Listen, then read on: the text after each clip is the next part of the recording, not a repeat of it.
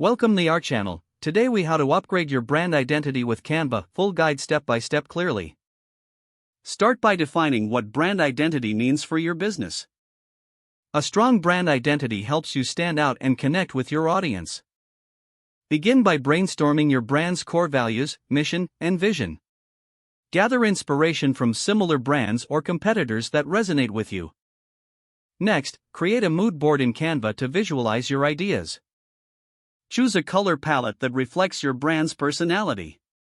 Make sure the colors are cohesive and consistent across all platforms.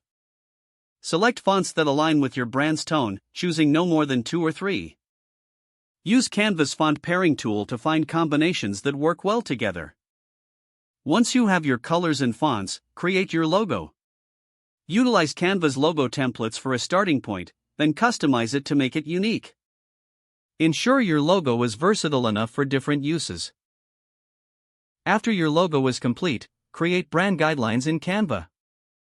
Outline your color codes, fonts, and logo usage rules in this document. Next, design elements like business cards and social media graphics. Keep your designs consistent with the established color palette and fonts. Create templates for various marketing materials to maintain brand uniformity.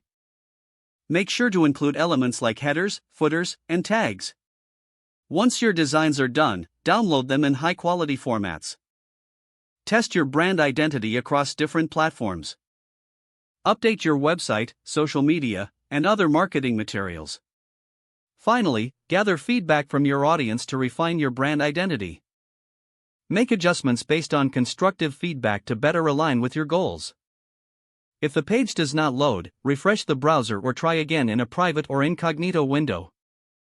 Make sure you are using the correct email address, then retype it carefully to avoid small typos. If your password is not accepted, use the reset option and create a new strong password you can remember.